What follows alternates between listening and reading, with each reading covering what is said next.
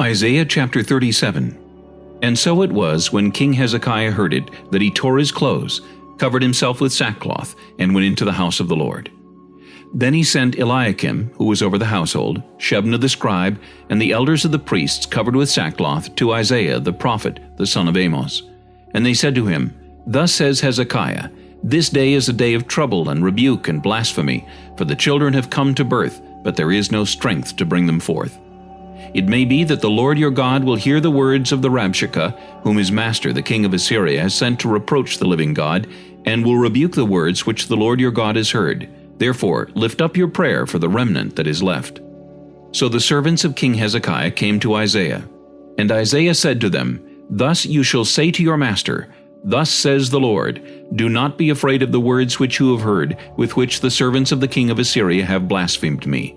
Surely I will send a spirit upon him, and he shall hear a rumor, and return to his own land, and I will cause him to fall by the sword in his own land. Then the Rabshakeh returned, and found the king of Assyria warring against Libnah, for he had heard that he had departed from Lachish. And the king heard concerning Tirhakah, king of Ethiopia, He has come out to make war with you. So when he heard it, he sent messengers to Hezekiah, saying, Thus you shall speak to Hezekiah, king of Judah, saying, Do not let your God in whom you trust deceive you, saying, Jerusalem shall not be given into the hand of the king of Assyria. Look, you have heard what the kings of Assyria have done to all lands by utterly destroying them, and shall you be delivered? Have the gods of the nations delivered those whom my fathers have destroyed, Gozan and Haran and Rezeph, and the people of Eden who are in Telasar?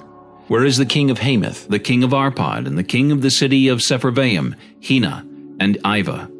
And Hezekiah received the letter from the hand of the messengers, and read it. And Hezekiah went up to the house of the Lord, and spread it before the Lord. Then Hezekiah prayed to the Lord, saying, O Lord of hosts, God of Israel, the one who dwells between the cherubim, you are God, you alone of all the kingdoms of the earth. You have made heaven and earth. Incline your ear, O Lord, and hear. Open your eyes, O Lord, and see, and hear all the words of Sennacherib, which he has sent to reproach the living God. Truly, Lord, the kings of Assyria have laid waste all the nations and their lands, and have cast their gods into the fire, for they were not gods, but the work of men's hands, wood and stone. Therefore they destroyed them. Now therefore, O Lord our God, save us from his hand, that all the kingdoms of the earth may know that you are the Lord, you alone.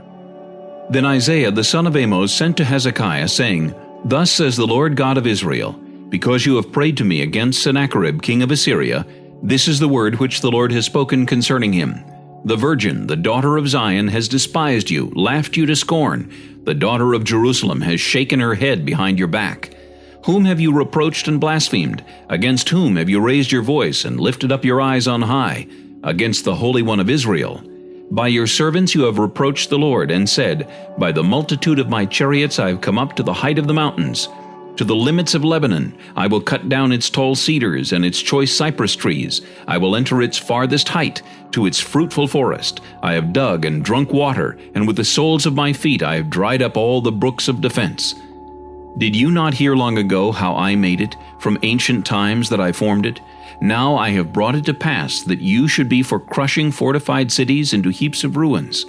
Therefore their inhabitants had little power. They were dismayed and confounded. They were as the grass of the field and the green herb, as the grass on the housetops, and grain blighted before it is grown. But I know your dwelling place, your going out and your coming in, and your rage against me. Because your rage against me and your tumult have come up to my ears, therefore I will put my hook in your nose and my bridle in your lips, and I will turn you back by the way which you came. This shall be a sign to you. You shall eat this year such as grows of itself, and the second year what springs from the same. Also in the third year sow and reap, plant vineyards, and eat the fruit of them. And the remnant who have escaped of the house of Judah shall again take root downward, and bear fruit upward. For out of Jerusalem shall go a remnant, and those who escape from Mount Zion. The zeal of the Lord of hosts will do this. Therefore thus says the Lord concerning the king of Assyria, He shall not come into the city, nor shoot an arrow there, nor come before it with shield, nor build a siege mound against it. By the way that he came, by the same shall he return, and he shall not come into this city, says the Lord. For I will defend this city to save it, for my own sake, and for my servant David's sake. Then the angel of the Lord went out and killed in the camp of the Assyrians 185,000. And when people arose early in the morning, there were the corpses, all dead.